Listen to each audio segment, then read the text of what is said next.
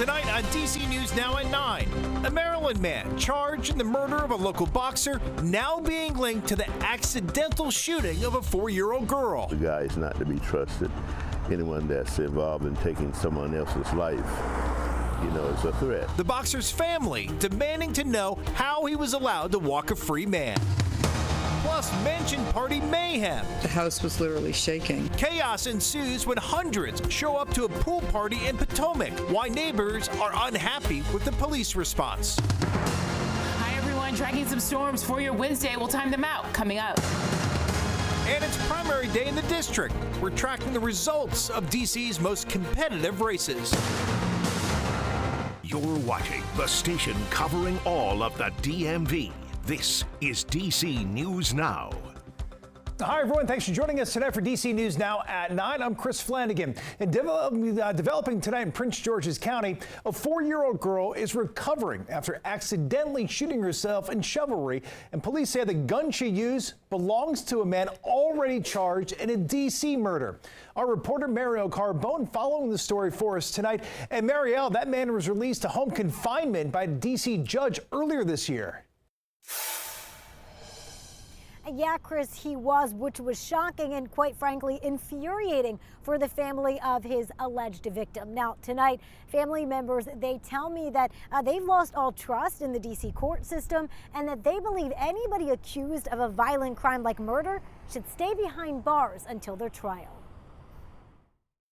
There's no solution to the pain. 7 months after the murder of his grandson, Anwar Wingate, Lester Wingate still finds ways to connect with him. These were the last shoes that he left there at my door the last time that I saw him. A professional boxer, the 24-year-old, was shot to death during an attempted robbery in a D.C. parking garage in November. Officials say it was all caught on surveillance footage. In January, Javon Thomas and LeVar Hunter were charged with his murder. In April, Thomas was released to home confinement. I have a serious problem with that. My grandson was buried in first week of December. He has no life to give. According to court records, Thomas was ordered to wear an ankle monitor. Then, over the weekend, and that suspect is Javon Thomas Chevrolet. Thomas was arrested again. According to Prince George's County Police Chief Malik Aziz, Thomas is now facing multiple gun charges after a relative, a 4-year-old girl, found a gun under a bed while playing hide and seek in the home they lived in. She accidentally shot herself with it. Police connected the gun, a ghost gun, to Thomas. Many are now questioning why he was released in the first place. A 4-year-old is injured and it could have been much worse. A 4-year-old could be deceased. And DC News Now reached out to the U.S. Attorney's Office for comment. A spokesperson stated he was released over our objection. And for someone to commit such a vicious crime should be behind bars and locked up. And Thomas did plead not guilty to Wingate's murder, as did that co-defendant Hunter, who does remain behind bars.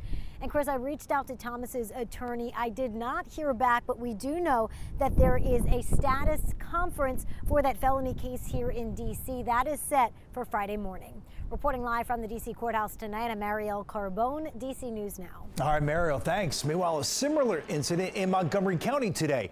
Police say a 3-year-old girl also accidentally shot herself. It happened inside of a home in Montgomery Village. Right now, it's still not clear how that toddler got a hold of the gun. 4 people who were inside the home at the time of the shooting are being questioned.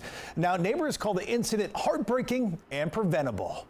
If you have a weapon, just leave it at home in a safe somewhere, out of the reach of children, because it's just unfortunate that children are being exposed to certain things that they shouldn't be around.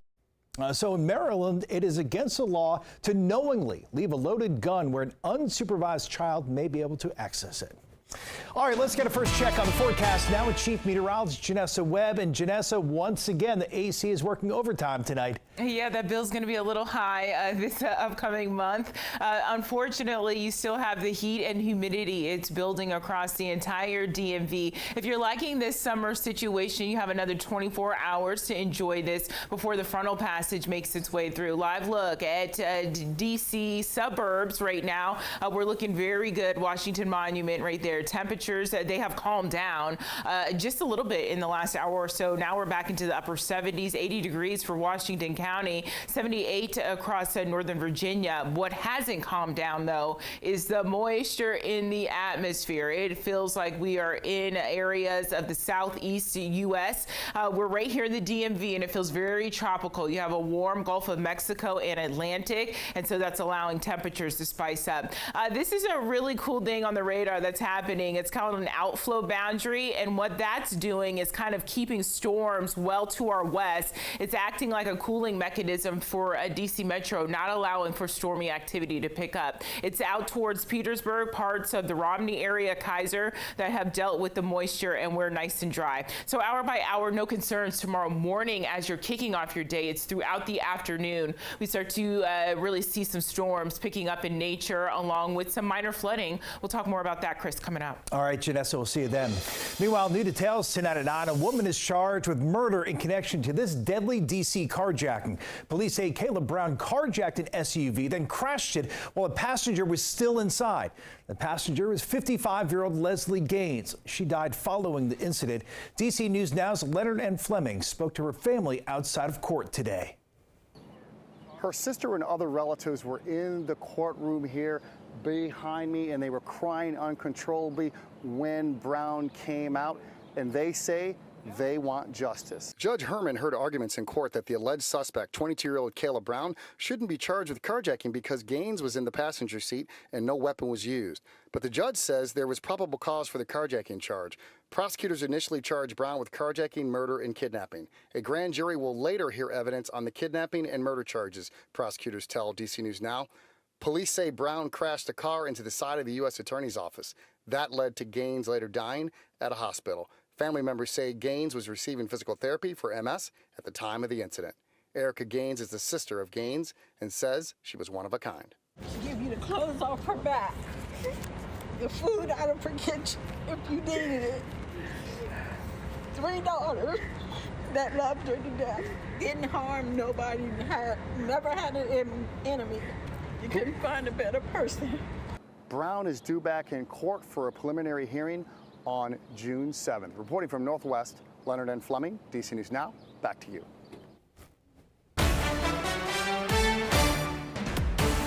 DC News Now is your local election headquarters. The polls closed a little more than an hour ago for DC's Democratic primary. 5 of the 13 council seats are up for grabs. Probably the most competitive race, Ward 7. DC News Now's Tosin Fakile here in studio with us tonight. And Tosin, 10 candidates all vying for that Ward 7 seat. They are, and it's very competitive, actually, Chris. That's right. The person who takes that ward will be replacing former mayor and current council member Vincent Gray. Gray, who currently holds the seat, has been dealing with several health issues and announced last year he wouldn't seek re-election. Now, right now, that race for Ward 7 seat is between 2 candidates. It's pretty tight. Let's show you those results. This is according to the Associated Press. Wendell Felder in the lead right now with just over 23% of the votes, and with less than 2 percentage points right behind him is Ebony Payne. She has just over 21% of the votes. Vincent Gray served on the council for 13 years in 2 different stints. All right, over to Ward 4 right now, and it looks like Janice Lewis-George gets to keep her seat. Lewis-George with just over 66% of the votes right now. As you know, these votes are still coming in. Trayon White will stay at Ward 8. He has just over 57% of the votes. Let's head on over to at-large member council seat Robert White. He's also winning that race with just over 83% of the votes. Another one to tell you about, Brooke Pinto. She ran unopposed in Ward 2, and she has just over 92% of the votes. That is according to the Board of Elections. And with no surprise, President Biden taking D.C.'s Democratic presidential primary race with about 90% of the vote. We'll continue to follow the results and bring you the latest on air and online. Chris? All right, Tosin Fakile here in studio. Tosin, thanks. Meanwhile, happening now, the Prince George's County Animal Shelter is dealing with another dog flu outbreak. Appointments and adoptions are on hold until further notice. Now, this is the 4th time in a year the Upper Marlboro facility has had to close because of some sort of outbreak. The center will allow pets to leave the facility if an adoption is in process and the pet is not showing signs of illness. Also happening now, the FCC is investigating reports of phone service outages in several states. AT&T and Verizon have both acknowledged issues with service today. DC News Now's Daniel Hamburg live in our newsroom tonight. So Daniel, what's the latest on the issue right now? Well, Chris, both AT&T and Verizon acknowledge problems, but they say there was no nationwide outage. According to reports, problems began for customers of both wireless phone companies around noon. Tonight on X, AT&T said, quote, earlier there was an issue affecting calls between carriers. This has been resolved and there was not a nationwide outage. Verizon also saying, quote, we want to assure you there's no widespread outage. Some customers experienced issues when calling or texting. Customers on other carriers who are having issues, and we're monitoring the situation in real time. Now, according to Down Detector, AT&T and Verizon outages peaked just before 5:30 this evening. Neither companies have said what caused today's outages. In the newsroom, Daniel Hamburg, DC News Now. All right, certainly inconvenience for a lot of people. Daniel, thanks for that update. Meanwhile, in Virginia, a new tool is helping parents find safe and affordable child care in the Commonwealth. It is through the Virginia Department of Education. The interactive Search for Child Care tool on its website allows users to search providers by type and location. There's also a questions section where you can find out if staff members know first aid and CPR. It also shows licensing information, hours, and capacity.